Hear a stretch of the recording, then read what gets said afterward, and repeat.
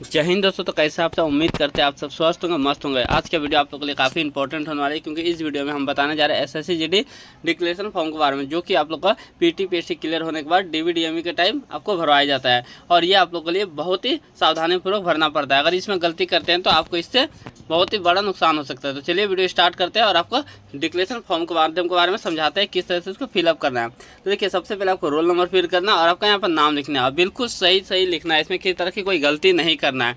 आगे बढ़ते हैं। देखिए, यहाँ पे बताया गया आपको कि 1 नंबर पॉइंट है, पहले उसके पहले इसको हम पढ़ लेते हैं। क्या आप निम्नलिखित बीमारियों से कभी ग्रसित थे या है? यानी आपको बताया जा रहा है कि पहले कोई बीमारी अगर आपकी थी, अभी ठीक हो गई है, और या आपको नहीं ठीक हुई अभी है, तो उसके बारे में यस या नो के माध्यम से बताना है। तो देखिए, दम्मा की शिकायत के 1 नंबर बताया गया। तो क्या आपको पहले दम्मा की शिकायत थी और अभी अगर आपको ठीक हो गई है, किसी तरह की दम्मा की शिकायत नहीं है, तो आपको नो में टिक करना है। अगर आपको दम्मा की शिकायत अभी भी है तो यहाँ पे यस में टिक करना है, ठीक है। उसके बाद 2 नंबर में देखिए, मिर्गी के दौरे के बारे में बताया गया। तो इसमें भी आपको अगर मिर्गी के दौरे आते हैं तो आपको यस या नो में टिक करना है, ठीक है। अगर है तो यस करना है, नहीं है तो नो करना है। अगर ये सब अगर आप गलत बता देते हैं, इन्फॉर्मेशन गलत शेयर करते हैं, तो इससे आपको दिक्कत सामना हो सकता है, क्योंकि ये डिक्लेरेशन फॉर्म उनके पास ही रहेगा। तो सोच समझ के इसको भरना है। कौन सी चीज़ें जो आप छुपा सकते हैं, कौन सी नहीं, वो भी मैं बता सकता हूँ, ठीक है। तो आप लोग उसी हिसाब से फॉर्म को भरना है।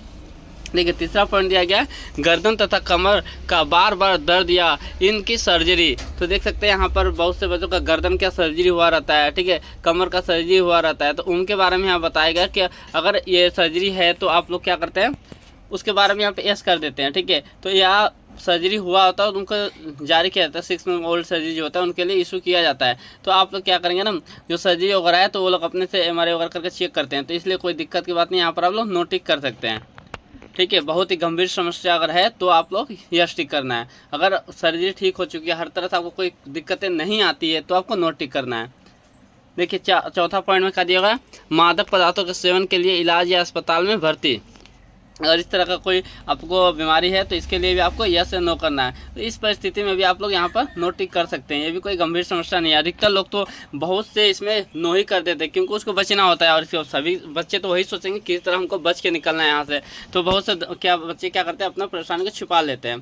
तो देखिए, अगर उनको पता चलता है तो इससे तो दिक्कतें आएगी, तो जाहिर सी बात है, पर दिक्कतें नहीं आने देने के लिए उसके लिए कुछ तो करना पड़ेगा। तो अभी हम आपको बताऊँगा। तो देख सकते हैं आगे यहाँ पर आपको दिखाई दे रहा होगा कि पैरों में दर्द। देखिए, रनिंग करने वाले बच्चों को तो अधिकतर फुट में दर्द होता है, ये पैरों में दर्द होता है ये, ठीक है। तो आप इसके लिए आप ये ना समझ लें कि आपको दिक्कत है, ठीक है। तो इसके लिए भी आप नो टिक कर सकते हो, कोई दिक्कत की बात नहीं है। अब आगे बढ़ते हैं, आगे देखते हैं। 6 नंबर पॉइंट आपको दिखाई दे रहा होगा। 6 नंबर पॉइंट में क्या लिखा, जोड़ में सूजन, दर्द या जोड़ का निकल जाना या पानी भर जाना अथवा अन्य कोई शिकायत या किसी जोड़ की सर्जरी है। तो इस सब के बारे में भी अगर का हो है तो उसके बारे में आपको यस करना है। अगर पहले था और अभी ठीक हो चुका है, किसी तरह कोई दिक्कत आपको नहीं आती है, तो इसमें आपको नो टिक करना है, अदरवाइज आपको यस टिक करना है। तो ये चीज़ आपको समझ अपने सोच के ऊपर करना है, क्योंकि देखिए, किसी को देख के आपको नहीं भरना है फॉर्म को, खुद का भरना है, क्योंकि ये खुद के बारे में पूछा जा रहा है। आप किसी बीमारी से ग्रस्त है कि नहीं, आपको पर्सनल ये है, तो आपको किसी का देख होकर फॉर्म को ये नहीं भरना है, ठीक है। तो अच्छे से पढ़ के और आप खुद से भरना है इसको। देखिए, जोड़ों में सूजन, दर्द, ये मामूली बात है, बहुत से बच्चों को होता रहता है, रनिंग करने वाले को भी होते हैं, ठीक है। तो इसके लिए कोई दिक्कत नहीं कि हाँ कोई सर्जरी हुई है आपका पैरों में, ठीक है, तो वो चीज़ अगर है तो वहाँ पे मेंशन करना है। अगर हो चुकी है पहले और 6 मंथ हो गया या साल भर हो गया, 5 साल हो गया, अगर आपका रिकवर हो गया, ठीक हो गया, आप कोई दिक्कत नहीं आती है, तो आप नो टिक कर सकते हैं। 7वें पॉइंट में देख सकते हैं, किसी भी हड्डी या जोड़, घुटना, कंधा, कोहनी, कलाई इत्यादि की सर्जरी दूरबीन द्वारा सम्मिलित। यानी आपका किसी तरह का सर्जरी हुआ है, ठीक है, जिसके हड्डी का हो गया, जोड़ का, घुटना का हो गया, कंधा का हो गया, कोहनी का हो गया, कलाई का हो गया, इसमें किसी तरह की सर्जरी हुआ है तो आप उसको यहाँ पर बताना है आपको। अगर बहुत से बच्चे छिपाना चाहते हैं तो क्या करते हैं, उसको चोट बता देते हैं कि चोट लगी तो उसका यहाँ पर दाग है, ठीक है, वहाँ पर सिलाई वाला हुआ होता, तो इस तरह करके वो लोग पूछते हैं, ठीक है। तो इसमें भी आपको क्या करना है, अगर आपका जेन्युइन है, आपको बहुत ज़्यादा दिक्कत होती है, अभी भी दिक्कत होती है, तो आपको यस में टिक करना है, अदरवाइज आप नो टिक कर सकते हैं। देखिए, यहाँ पर 8वें पॉइंट में दिया हुआ है, घुटने या अन्य जोड़ का नहीं खुलना या निकल जाने का आभास होना। तो इसमें भी आपका इस तरह की कोई दिक्कत आती है तो इसमें यस टिक करना है, अगर नहीं आती है तो नो टिक करना है। बेहोशी या गस खाकर गिर जाना, इस तरह का कोई आपको दिक्कत आती है तो इसमें भी आपको यस टिक करना है या तो नो। ये तो बहुत से दिखा जाता है बच्चों में, लेकिन अगर इसमें आपको नो टिक कर सकते हो, कोई दिक्कत की बात नहीं है। लेकिन जिसको बहुत ज़्यादा आती है, बहुत बार बार आती है तो उसके लिए यस का टिक करना है। आगे बढ़ते हैं और फिर हम दिखाते हैं। तो यहाँ पर भी आप देख सकते हैं, यहाँ पर 10वें नंबर पर लिखा हुआ है, इसमें लिखा हुआ है अगर आप किसी तरह का लेसिक वगैरह करवाते हैं या PRK वगैरह करवाते हैं तो उसका अगर आप करवा रखे हैं आँख में बचाव के लिए, जिसको आप 6x6 नहीं देख पा रहे हैं उसके लिए आप सर्जरी करवा लेते हैं, ठीक है। डिस्टेंस के लिए आपका लेसिक या PRK होता है तो उसके अगर करवाए हैं तो उसके लिए यहाँ पर आपको मेंशन करना होगा। तो बहुत से बच्चे क्या करते हैं, सभी तो ज़्यादातर बच्चे सर्जरी करवा लेते हैं और पता भी नहीं होता है, कि पकड़े भी नहीं जाते, तो वो लोग क्या करते हैं यहाँ पर नो टिक करते हैं कि नहीं करवाते हैं, क्योंकि उनको पता होता है वो बताएंगे तो ही पकड़े जाएंगे, नहीं तो नहीं पकड़े जाते। तो अधिकतर लोग इसमें नो टिक करते हैं। अगर आपको किसी तरह दिक्कत है तो इसमें यस करना है, नहीं तो नो करना है, ये बात आप ध्यान में रखेंगे। अब आगे बढ़ते हैं और बताते हैं।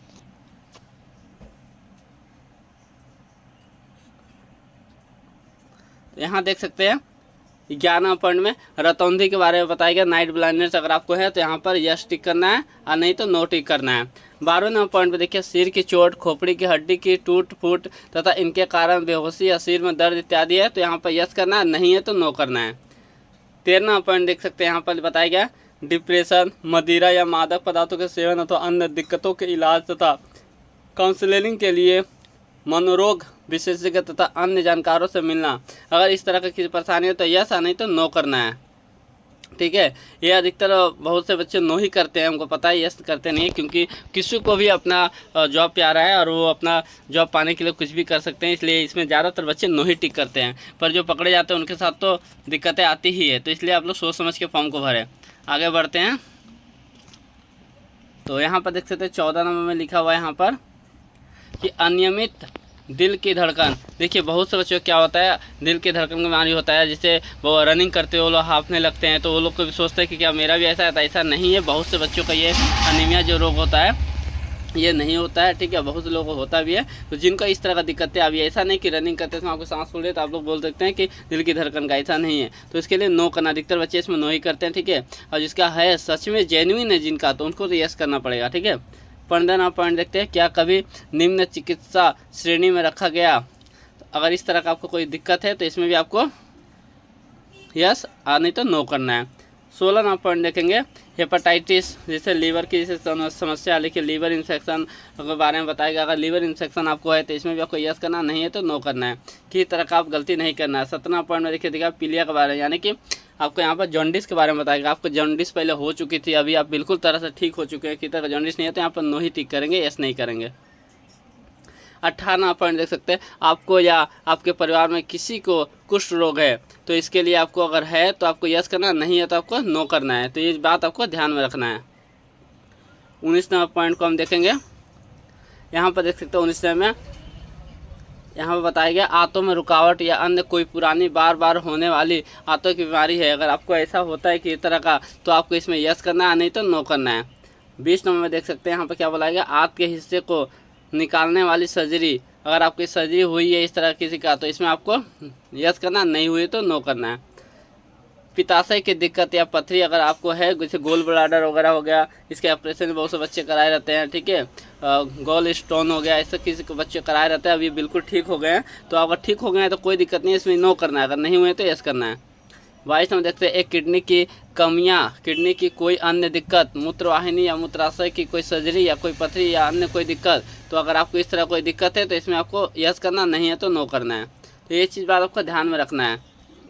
अब यहाँ देख सकते हैं, कोई भी फ्रैक्चर अपने आप या सर्जरी से जुड़ने वाले, अगर किसी तरह का आपका फ्रैक्चर हुआ है या आपका सर्जरी हुआ है तो उसके बारे में यहाँ पर बताना है। बहुत से बच्चे अगर फ्रैक्चर और सर्जरी हुआ रहता है और ठीक हो जाते हैं और रनिंग भी कर पाते हैं, तो वहाँ पर नो टिक करना, क्योंकि आपको कोई दिक्कत नहीं हो ही पहले, लेकिन अभी तो कोई दिक्कत नहीं हो रही तो नो टिक करना, अदरवाइज यहाँ पर यस टिक करना है। अब आगे बढ़ते हैं। तो यहाँ पर आप देख सकते हैं, हम